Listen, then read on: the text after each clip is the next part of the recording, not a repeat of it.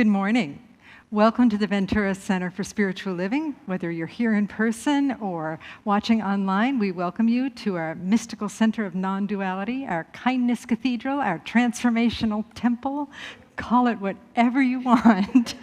We are here now. I'm going to turn it over to Lonnie. Good morning, everyone. That was really a tongue twister. Yes, it was. I worked on it. You did a good job. Thank you so much. So welcome this beautiful overcast Ventura morning. Yay. What a beautiful day to be here in person or live streaming or YouTube or however you get to us. We're just so grateful that you're here. And this morning, I just want to invite you to open up your heart. It seems like a lot of people are experiencing loss, whether it's loss of a loved one or a pet or just loss in general. There just seems to be a lot swirling around, and I just invite us to open up our hearts this morning to hold that precious space of loving kindness for each of those that feel that extra need. So settle in. We have a beautiful morning planned for you.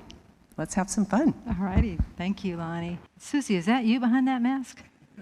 It's time for the children's message. Come on up, girl. Yes. So this is Susie. She's our new Director of Youth and Family, and she's coming on up to enlighten us with wisdom. Oh. Did you know how powerful happiness is and kindness? Did you know that kindness is so contagious, not like the COVID, but it will double when shared with another person? It boosts your serotonin, which is your happy hormone. It will ease your anxiety, which is so important these days for all of us. And it will lower your blood pressure, which is great for the heart. I have this really cool friend named Pete. Pete is a cat. Pete the cat. His groovy guide to kindness.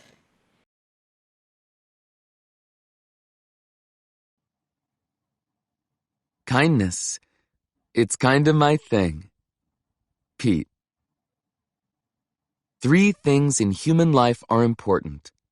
The first is to be kind. The second is to be kind. And the third is to be kind. Henry James. Guard well within yourself that treasure, kindness. Know how to give without hesitation, how to lose without regret, how to acquire without meanness. George Sand. Every act of kindness is groovy. Pete. No act of kindness, no matter how small, is ever wasted. Aesop. Remember that the happiest people are not those getting more, but those giving more. H. Jackson Brown, Jr. Kindness is contagious. Pete. For whoever in enjoying a kindness knows how to return one as well, he is a friend more valuable than any possession. Sophocles. Wherever there is a human being, there is an opportunity for kindness. Lucius Annaeus Seneca. There is a chance to be kind to any cat you meet. Pete. And above all these, put on love, which binds everything together in perfect harmony. Colossians 3:14. Those who are happiest are those who do the most for others. Booker T. Washington. Bring happiness to everyone you meet. Pete. Try to be a rainbow in someone's cloud. Maya Angelou. Radiate good vibes. Pete. Integrity is doing the right thing even when no one is watching. Unknown. Share kindness everywhere you go. Pete. Have you had a kindness shown? Pass it on. Henry Burton. One kind word can warm 3 winter months. Japanese proverb. Just one kind meow can warm a heart. Pete. Be the change you want to see. Attributed to Mahatma Gandhi. Kindness is free. Sprinkle that stuff everywhere. Unknown. Good vibes all the time. Pete. Be a little kinder than you have to. E. Lockhart. It's cool to be kind. Unknown. Kind cats are cool cats. Pete. Kindness lasts. Pete. Our fingerprints don't fade from the lives we touch. Judy Blume. Friends show their love in times of trouble. Euripides. Kindness is always the grooviest thing to do. Pete.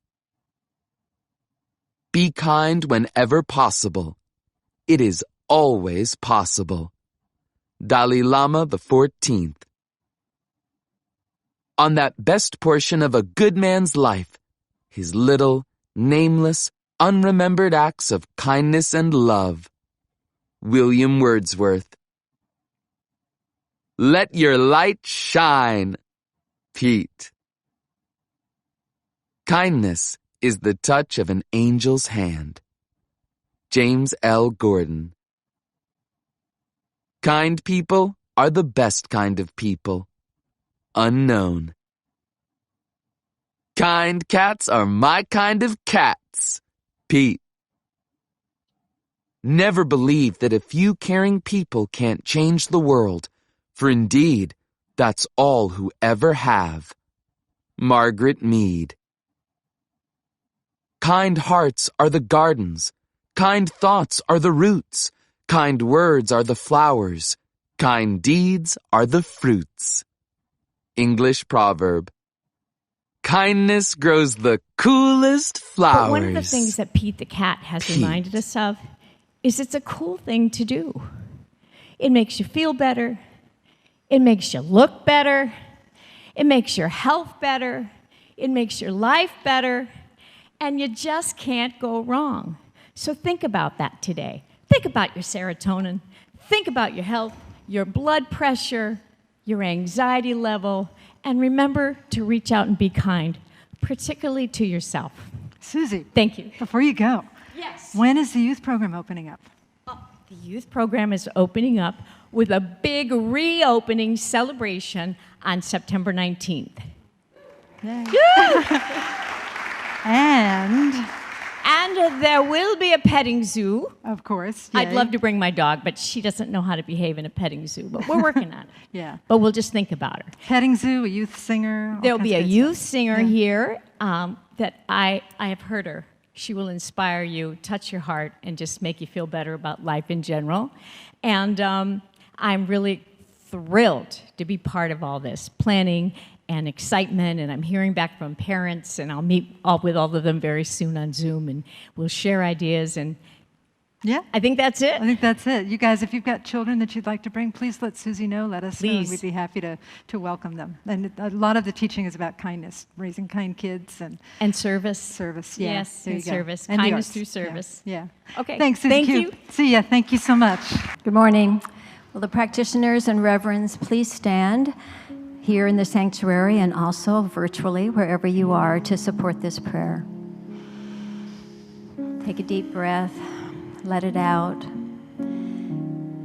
Feel your body grounded here in the now. Hear your mind and your heart tune in to the God presence. God is peace and love and wisdom, and especially the gift of community. And I'm connected to that presence, and everyone here in this room and listening wherever they are, and everyone in the universe is connected to the God presence because it is everywhere. in the visible and in the invisible. And today's service is brought with vitality and joy and exuberance. The message that Reverend Bonnie gives us everyone, the wisdom that we can use throughout the rest of our lives on our path. The musicians sing beautifully, play beautifully, touch our soul, our heart with the music and the harmony, the reading, the poetry, the technology, all brings forth this service, and we receive it with graciousness, with gratitude, with excitement. We are open. We find what gems feed us, support us, and guide us. And so with a grateful heart, I give thanks for this spiritual community that brings us all what we need. So we receive gratefully and give gratefully with generous hearts. I release my words into the law, knowing that they are so. And together we say, And so it is. And so it is. Thank you, Mary. So we allow it to be. As we resettle into our seats and allow ourselves to sink deeper into that oneness, into that unconditional fulfillment that is love, that is God, that is the presence that abides in everything. And that most certainly is the presence that abides as each of us, as the I am presence. I am being the name of love, God, the universe. And so together, let us collectively remember that presence, not only for ourselves, but for every single person sitting in this room, for every single person that's watching or listening to this broadcast, and to every being in the world, every being, animate and inanimate, every being, everything in the universe, all grains of sand, trees, flowers, the animal kingdom, the human kingdom, all of us, living together as the I am. Good morning to everyone. And I want to say something to you that you need to hear.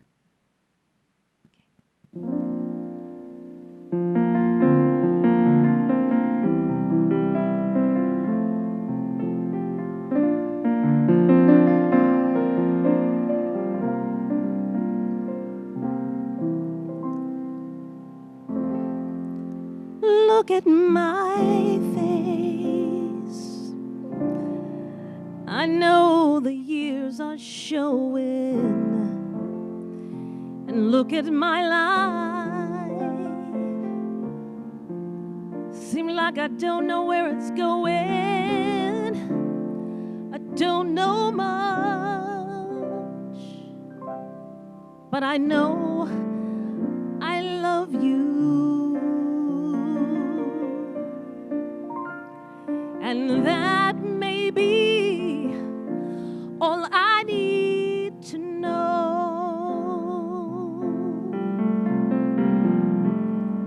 Look at these eyes.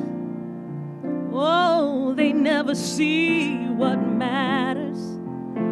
And look at this dream, so beaten and so battered.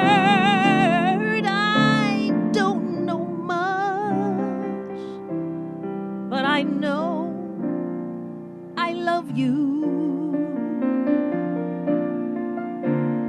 and that may be all I need to know.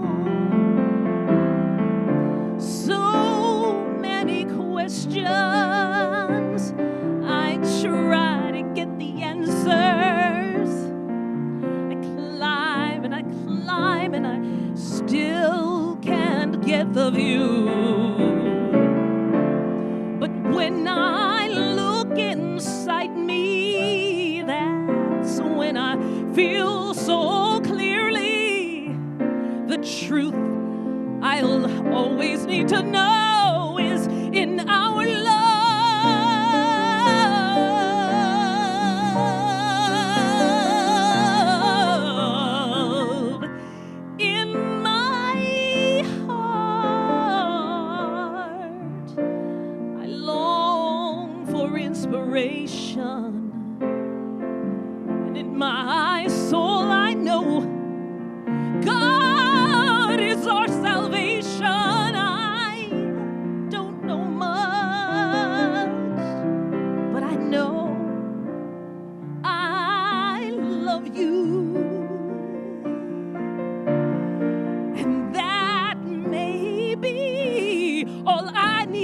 need to know.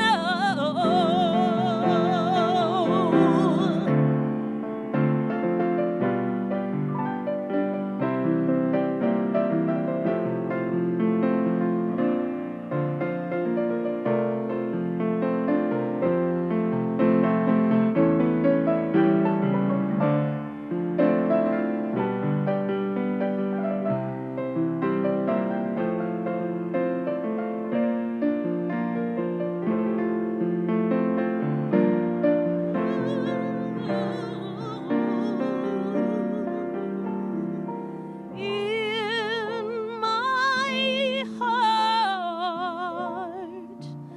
I long for inspiration, and in my soul I know love is our salvation. I don't know much, but I know I love you, and that may be all I need to know. I don't know much, but if you'll say you love me,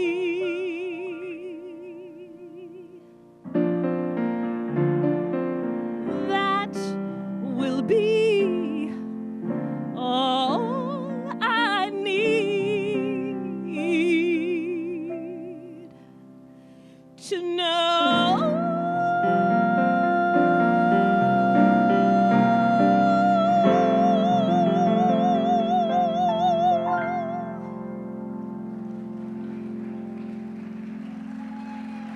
And so let's just tell Tina that we love her. 1, 2, 3. We love you. And that's all you need to know, right? Okay, church is over. No. All right, we're going to start. We moved the sacred reading because this is an eye-open type of sacred reading. So I pass it over to my beloved husband, Hugh. Entitled One Word, from Stepping Stones, Buddhist Parables compiled by Brian Conroy. Deep in the heart of Silicon Valley, there lived a high-strung, high-tech executive who found herself in the midst of a stress-induced meltdown. One afternoon, she left work early and drove her Tesla Model S in the fast lane to a Buddhist monastery. There she announced that she was a high-profile CEO who urgently needed the assistance of a Buddhist monk. And before the tech exec could say artificial intelligence, a Dharma master was dispatched. No sooner had the executive introduced herself to the monk than she launched into a fast-paced burst of babbling without even pausing to breathe. "Oh, it's so nice to meet you. I've always wanted to meet a real live monk. I came here because I heard that Buddhism can calm a person down. It's not me so much, but as the people I work with. See, we're all very busy people. We have very stressful jobs, and we're always under pressure to get things done. I mean, some of the people I work with are afraid that if they don't find a way to relieve their stress, they'll develop some serious psychological disorders. So I was hoping that Buddhism could help me. The problem is I understand that Buddhist practice requires a time commitment, and unfortunately I don't have a lot of time. So what I want to know is, can you boil down Buddhist philosophy down to its essence? Maybe even a single word that will help calm my stress." The Dharma master placed a finger to his lips and whispered, "Shh."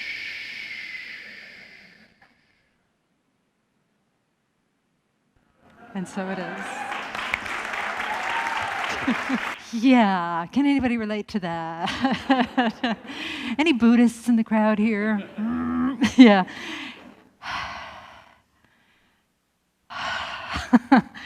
And even if you're not, don't our minds get really busy sometimes, you know? I've been working a lot in this idea that this is a center of mystical non-duality, and part of that idea that we're a center of mystical non-duality is really super fun, because like not a lot of people know what it means, and including myself, but I just like to stretch and move into it and figure out what it means to bring us into a broader realization of what spirit really is, and what love really is, and what God really is, and what this existence really is, this miracle that we all live in. And I've been turning a lot to this book by Cynthia Bourgeault, who is a mystical Christian, and she writes about how Jesus talks about the kingdom of heaven a lot. And when he says the kingdom of heaven, he means mystical consciousness. He's always saying the kingdom of heaven is this, the kingdom of heaven is that, the kingdom of heaven is here, meaning the kingdom of heaven is within us, the kingdom of heaven is at hand, meaning the kingdom of heaven is now. And so I'm finding my own little analogies for the kingdom of heaven. And several weeks ago, I talked about how the kingdom of heaven is like music, like the relationship between music and silence. You know, how in music there are, I don't know, are there an infinite number of notes? You know, if you're thinking flat and sharp and you're going in quarter tones and eighth tones and 16th tones, I think there's an infinite number of notes.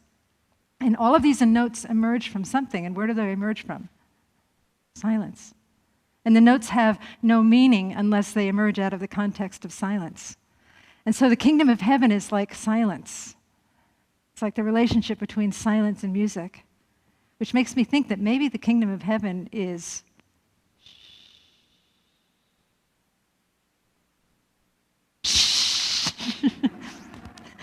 didn't mean to spit droplets all over y'all, but the kingdom of heaven is like silence, like a hush, like a giant shh. And so I'm talking about our real nature today, which is probably much quieter than we think it is. Rupert Spira talks about what is real, what is reality. He's a mystical teacher, mystical non-dualist, who is largely based in, I'd say, the teachings of Ramana Maharshi and Tantra. And he says that the real is that which is unlimited, omnipresent, peaceful, and unconditionally fulfilled. That beneath the surface of everything, of all of our busyness, of all of the chatter that we heard about in the reading, there is this place within us that is unlimited, omnipresent, peaceful, and unconditionally fulfilled. He also writes that the greatest discovery in life is to discover that our essential nature does not share the limits or the destiny of the body and the mind. Our essential nature doesn't share the limits or the destiny of the body and the mind. Our essential nature is what we might call unlimited, eternal, unconditionally fulfilled, omnipresent love, all of those things and so much more, because our words can only point to what our essential nature is. And I think because it's hard to define our essential nature, it's hard to define the infinite, because infinite really means without dimension, and we perceive everything in a dimensional manner, right? We perceive time and space reality. We're set up to perceive it that way. I think sometimes that's the reason why some of the stuff that was in the reading, all of the mind chatter, all of the busyness, all of the worry, all of the self-recriminations, all of the guilt, all of the shame, I think that's why that sometimes seems so real and so empowered. The unreal is quite chatty, isn't it? And very busy much of the time. Very busy much of the time. My unreal, my inner voice,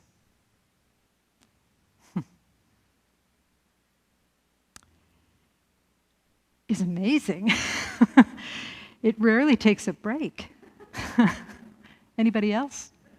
Yeah, okay. Show of pinkies. I hear somebody's chatter out there. I believe it's a dog. That was whenever people come and I call them from my home and there's going to be prayer. I often say, there's going to be barking in this prayer. Just think of it as an hallelujah. So that dog over across the street was so moved by what was being said in this sanctuary that he said, "Hallelujah." Praise Ramana Maharshi. Praise Krishna. What? See? There he goes again. So what today is about, the title of today's talk is Empower the Real.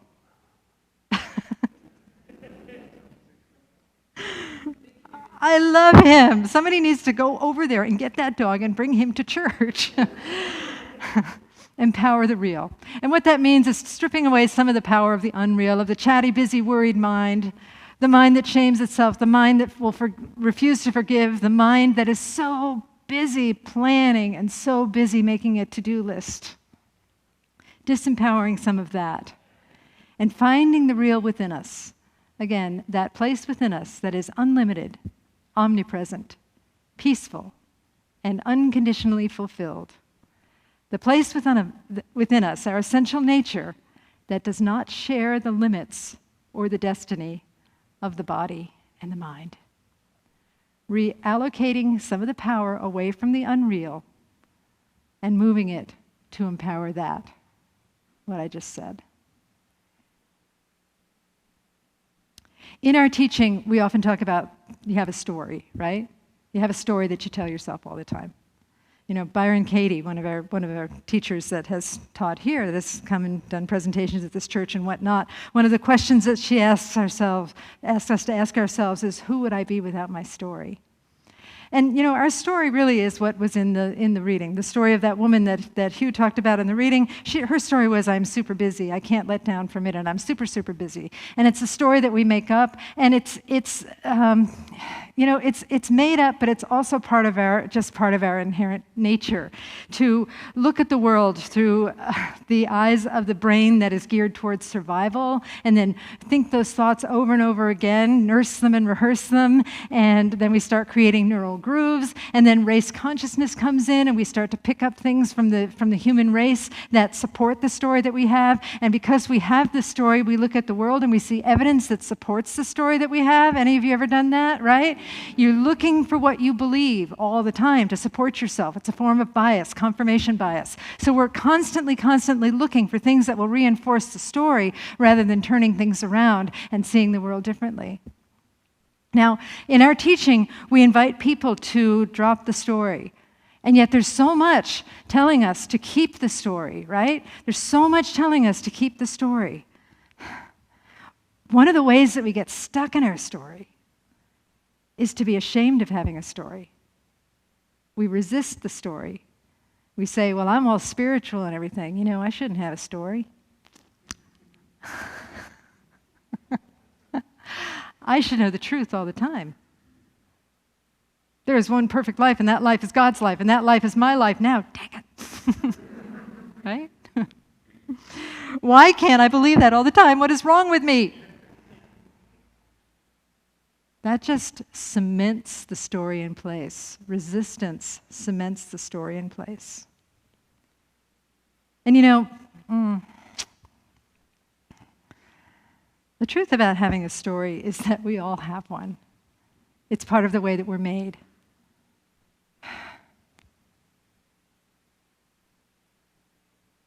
I'm having a moral dilemma right now because I just thought of something that may not be an appropriate example for church. What? Tina says say it? Oh, Tina, see, so you can blame Tina if I say it. Okay, I'll be discreet. Not a good idea. It's not that bad. Have you ever seen the Seinfeld episode where where Elaine? Okay, what am I going to say, Greg? Do you know what I'm going to say? Oh. You've seen all the episodes. Well, what I'm going to say, and then you can confirm whether I'm correct, where Elaine has an unfortunate exposure on her Christmas card, right? Was that the one, Greg? Oh, good. Okay, well, please come and share us yours. Yeah, so Elaine has an unfortunate exposure on her Christmas card, and rather than going into it, let's just say, you know how in this church we always talk about kindness and it has a ripple effect? The word rhymes with ripple.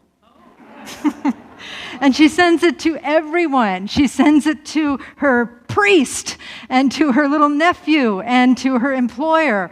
And then Jerry and Kramer try and make her feel better, and they lift up their shirts and they see, everybody has those. Everybody has that. Tiny brown protuberances. It's okay. And okay, that's what I feel about our stories. It's like your ripples, people. Everybody has one.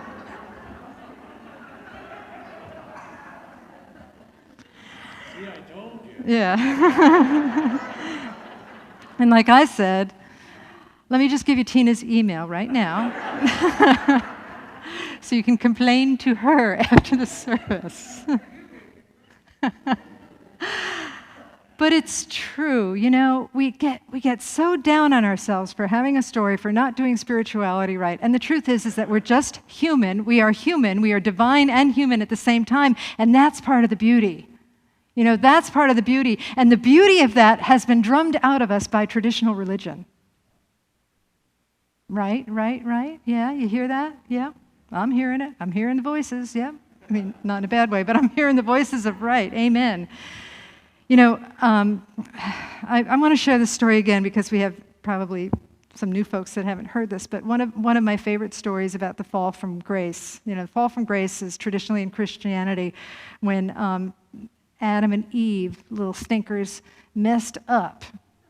They messed up, and the whole world had to suffer because of it. That's the way it's traditionally told, right? Maybe not little stinkers are messed up, but like that, okay? And when my husband Hugh, in some of his travels, was studying Sri Aurobindo, who was a contemporary of Ernest Holmes, our founder, and Ernest Holmes was a big fan of Sri Aurobindo's work.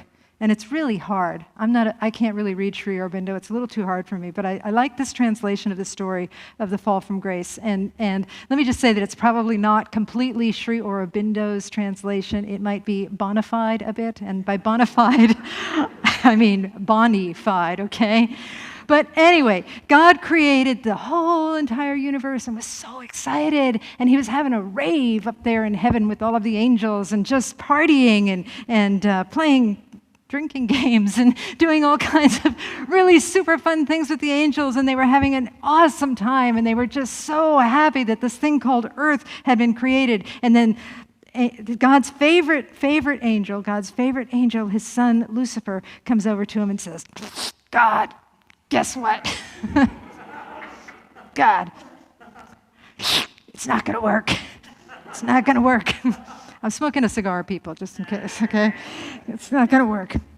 It's not going to work. It's going to grind to a halt unless you put some type of obstacle down there in there. And I am Lucifer, and I am the Lord of Light, and I am going to shoot down to earth, and I'm going to mess things up for them. I'm going to give them an ego, and I'm going to give them obstacles, and I'm going to give them things that they have to transcend. And if they can climb over those obstacles, if they can transcend and transform their egos, and then they come to you, then you'll really know that you have something there. They'll mean it, and they'll love you. And they'll love you in such a deeper place than they would if it was just paradise, right?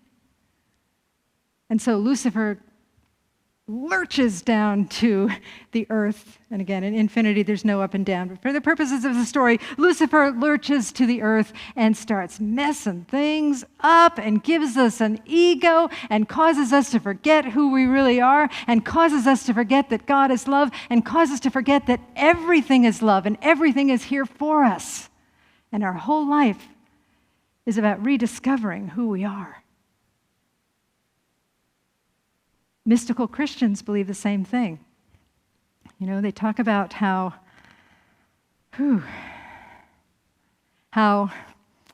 Ernest Holmes also, that, again, I said the traditional Christian version, and again, it's been a long time since I've been in that circle, so please correct me if I'm wrong, but basically it's that Adam and Eve really messed up. Am I right? Traditional tradition? Yeah, yes? Okay. Adam and Eve were led into sin by Satan, the snake, and they really messed up, and they had to be punished and cast out of paradise. And then, as Richard Rohr says, some people think that Jesus was playing be, because God was irked at humanity and sent Jesus to restore our divinity and our faith, to save us from our sins. Okay, that's traditional Christianity. Other mystical Christians believe that what happened in the Garden of Eden is not original sin, but original blessing. It's the same thing as the Aurobindo story, in that had to happen that way. It had to happen that way so that we could have something to do and something to strive for and something to work for, or else it would grind to a halt. Some people call it the happy fault, felix culpa, that it needed to happen that way so that the wholeness of the Christ consciousness, which is a consciousness of oneness, could finally be revealed through going through adversity and then transcending and blooming out of adversity, and that it has a deeper meaning because of that. Just as in the world of darkness and light, light has greater meaning because of darkness. Some people even believe that in infinity there is no time, so that there is no order to the Garden of Eden and the birth of the Christ consciousness. That this one happened first, the Christ consciousness happened first, and then this one happened second. Okay, I'm getting a little psychedelic here. I promise you I did not lick a psychedelic frog in my car on the way to work. I don't even have a psychedelic frog. But you see what I'm saying? The point of all of this is to recognize that, yes, this is all perfect. And if you have a story, if you feel that you're separate from God, if you feel like you are not good at forgiveness, if you feel like you need to have something to forgive, if you feel like you need to be forgiven, if you feel like people don't love you, if you feel like you don't love people, that is a happy fault, because that means that we get to grow. That means that we get to go deeper into our true nature, and the depth is enhanced by the excavation of our true nature through the appearance of darkness. Get that? Okay? So the purpose of this, the purpose I'm on this little rant here, is to invite all of us to just practice a little bit of pre-forgiveness before we get into this next part, okay? Before we leave these doors, practice a little bit of pre-forgiveness. Think about Elaine's Christmas card if you have to, okay? We all have these stories. We all have ways that we turn our backs on the divine. We all have ways that we avoid our true nature, but it's the way that we're made. It's the way that we're made. And if we're really going to be mystical and non-dual, we have to see that as part of the perfection too. So what if you catch yourself in the act of telling yourself a story and empowering a story that doesn't serve you, that doesn't support you, that feels like it might be a little destructive? What if you catch yourself in the act, instead of shaming yourself for it, what if you could just say, look at this, look at this. This is such a great opportunity. Thank you, God. Thank you, Spirit. Thank you for this story so I get to go with it and grow. Okay? That is the first step of disempowering the unreal, disempowering the limited self, disempowering the limited perception of separation. What do you do next?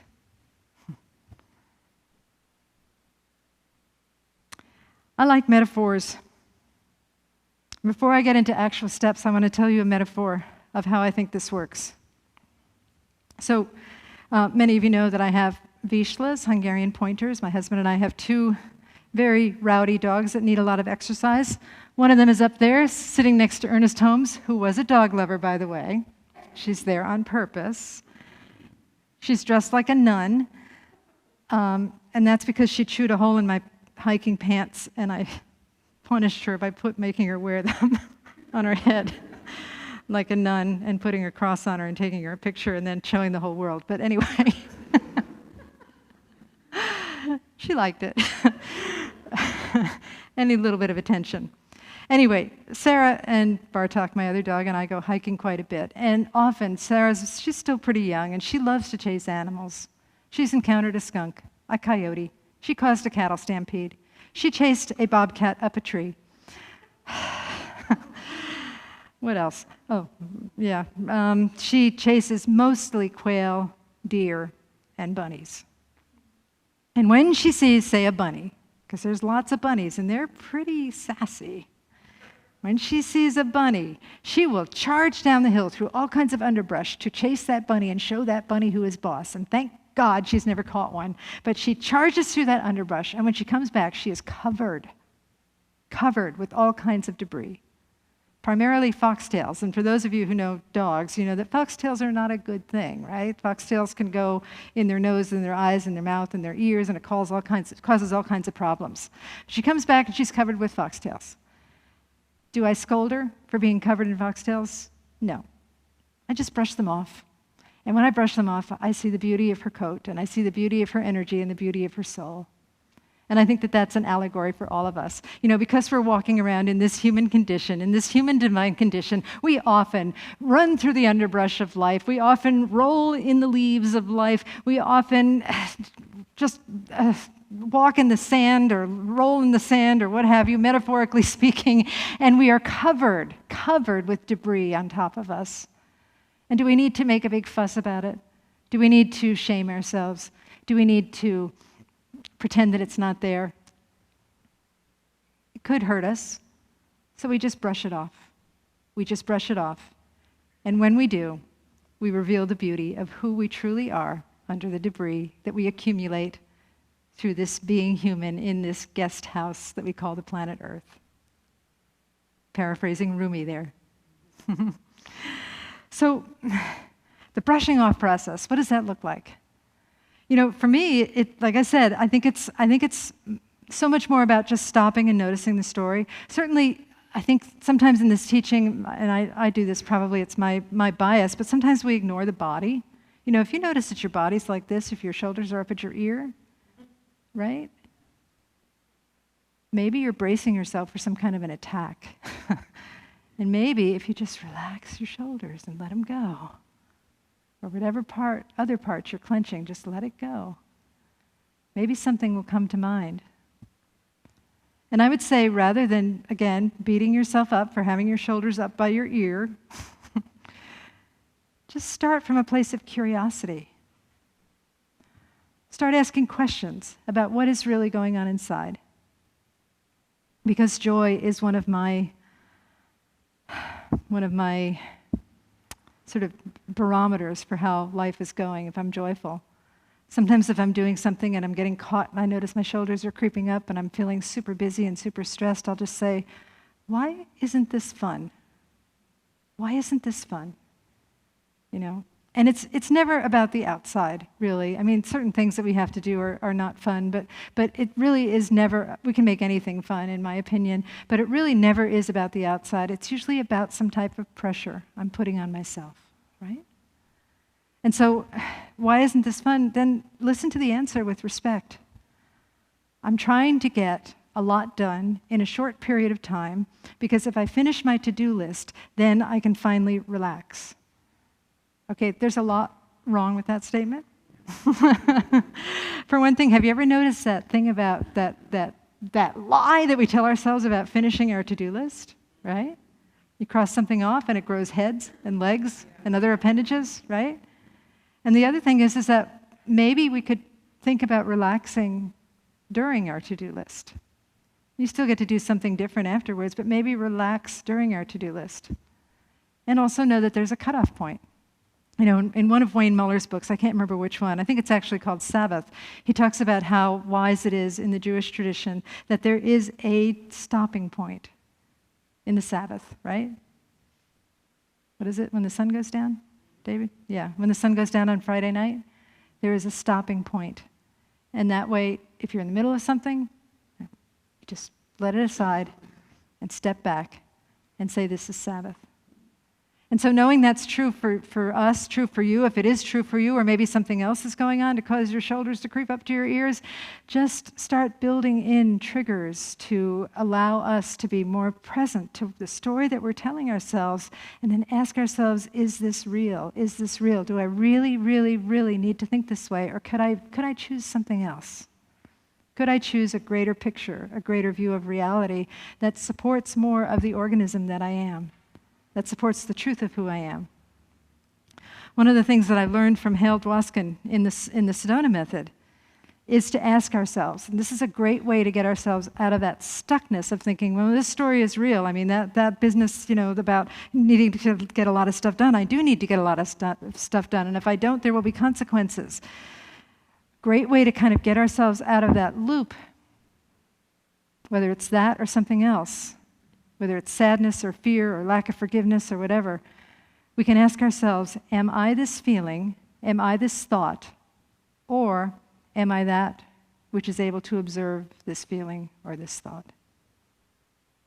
You want to try that for a minute. Think about a recurrent thought that you have that feels distressful, and don't let yourself get too carried away with it, but just think about something that you know objectively tends to stress you out and say, am I this feeling, am I this thought, or am I that which observes this thought? If you've thought about a feeling or a thought that you have, you've already done the work of observing it. But just, it's a matter of identification. We over-identify with our thoughts and our feelings, and we think that's who we are. Instead, we step back and we identify with that which observes the feeling and the thought. And then also from the mystery, the love, the work of Hale Dwoskin, that beautiful saying of, can I rest as that which needs no story to be? Can I rest as that which needs no stress to be? Can I rest as that which needs no perfection to be, because it already is perfect? Can I rest as that which needs no to-do list to be? Can I rest as that which needs no fill in the blank to be? Can you rest as that? And the truth is when we step back and observe, and also allow our bodies to cooperate, we start thinking like the truth is true. And when we allow our bodies to cooperate, we start living like the truth is true as well. And then life changes. Life becomes what it is meant to be. We have met Lucifer, who jumps down from heaven smoking a cigar and saying, I'm going to mess things up for them. We have put Lucifer in his place and say, thank you for helping me, Lucifer. Now I can relax and ignore what you're trying to do over there. Thank you so much. We can recognize the happy fault that, yes, we were once stressed, but how beautiful it felt to release that stress. You know, and there's this writer that I read an article by him recently. He's a chaplain in a hospice, I think in a Zen hospice up in Northern California. And he wrote, just change your perspective, and in a couple of minutes, everything will be fine. Change your perspective, and in a couple of minutes, everything will be fine. I find that I change my perspective, and immediately, everything is fine. For a couple of minutes. If you're anything like me, you tend to pick up what was distressing you and reapply it again, like that debris, like those foxtails, like those leaves, like that sand that gets in your hair if you happen to lie on the beach. But then you get to do it again. You rinse and repeat. You follow the wisdom of the shampoo bottle, the holy shampoo bottle. You rinse and repeat. And the more we do that, the more we are living like the truth is true, the more we are thinking like the truth is true. And the more we do both of those things, the more we disempower the unreal and share our power with the infinite, non-dimensional, unconditionally fulfilled bliss, limitless nature of that which is real, of that which we are. Let's do that now, and let us pray.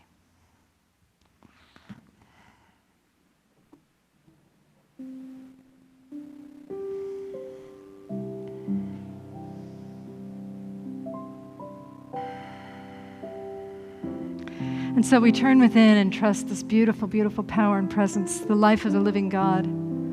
The life of the living God that is perfect, that is inclusive, that is complete, that is whole, that is non-dimensional, that is unconditionally fulfilled, that is limitless, omnipresent, inherently peaceful.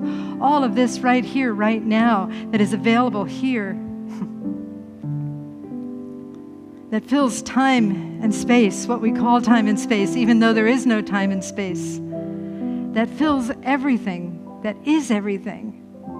that is beyond our knowing, but that it knows us so well that it is easy for us right here and right now to surrender to that knowing, to that presence, and to move aside and to allow that identification to fill us from the inside out, from the outside in.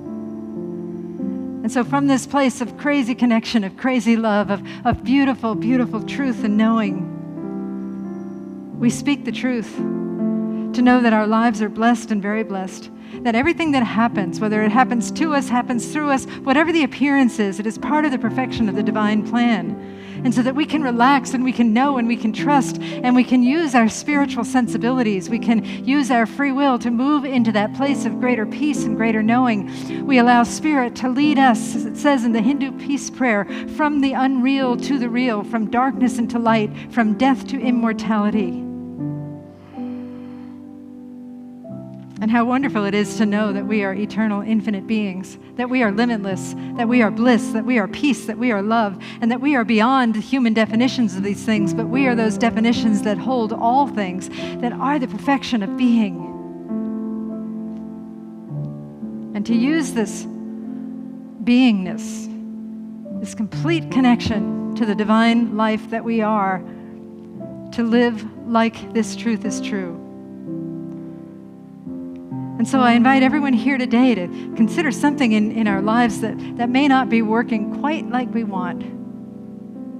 And to know that there is a greater possibility, that there is a greater possibility through our conscious labors, through our intentional allowing the divine presence to move in and take root and inform us as to who we are.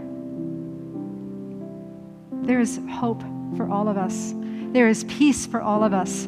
There is joy for all of us. There is love for all of us. And it is not something that is distant in the future, but the kingdom of heaven is at hand, and it is within us right now. And so we rest in that place. We allow that place to fill us as we fill it. And we give thanks. We give deep and powerful thanks for all that is. We give deep and powerful thanks for the transformation that has occurred here in this service. We give deep and powerful thanks for the minutiae in our lives, for the tiny bits and pieces of our lives that will be blessed by our community and by us hearing this message together and through our intention to support each other in this work. I am so grateful. So grateful for this truth, so grateful for this powerful, powerful time together, and so grateful for all paths to God. I bless all of them: churches, synagogues, temples, mosques, ashrams,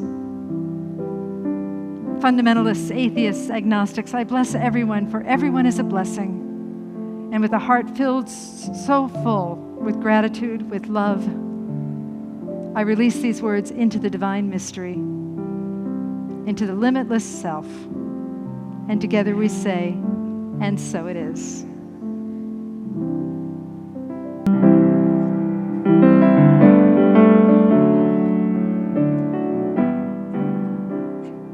Lots of words. I hope you'll never lose your sense of wonder. Get your fill to eat, but never lose that hunger. May you never take one single breath for granted. God forgive, forbid it, love ever leave you empty-handed. I hope you still feel small when you stand beside the ocean. Whenever one door closes, I hope another opens. Promise me that you'll give faith a fighting chance. And when you get the choice to sit it out or dance, I hope you'll dance. I hope you'll dance.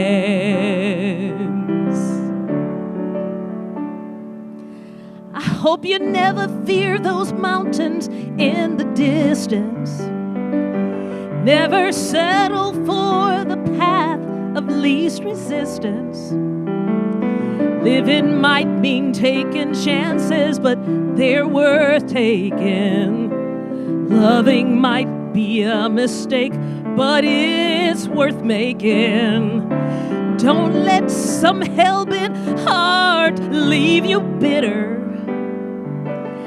And when you come close to selling out, reconsider.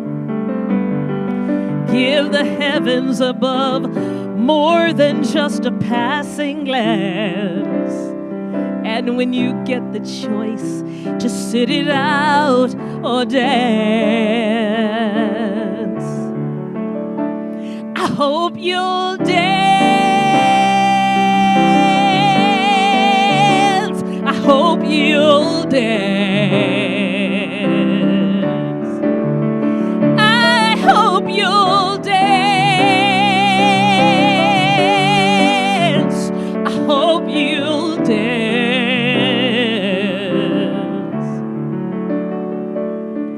I hope you'll still feel small when you stand beside the ocean. Whenever one door closes, I hope another opens. I know another will open. Promise me that you'll give faith a fighting chance. And when you get the choice, to sit it out or dance. I hope you'll dance. Come on and dance with me, everybody. Come on. I hope you'll dance. I hope you'll dance. You know you wanna dance. Even though you're in church, you can dance, dance, dance, dance.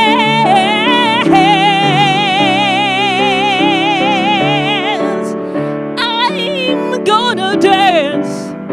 You gotta dance. We've gotta dance.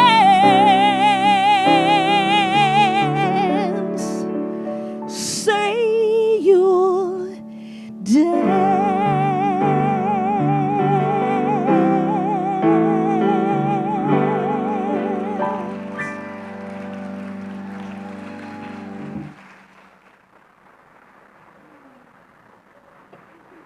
And so we turn within and just trust to know that there is this beautiful presence that assembled us here today by divine appointment. We know that we have lifted each other up and that everybody has received something, whether it's from the music, the reading, the message, the prayers, the volunteers, the congregation, conversing with one another, through donating, through listening to Lonnie's words of wisdom, through the mystics standing behind me. Simply the energy of this gathering, of this sanctuary, has lifted everybody in some way. And we trust that, and we know that, and we also trust that it has allowed us to go deeper so that we may go broader and spread this message of loving kindness to the world. That's really all we need, is just to show up as we are, in love and in light and in beauty.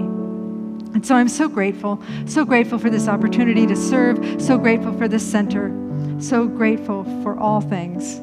And with a heart filled with gratitude, I release these words into the divine mystery, and together we say, and so it is.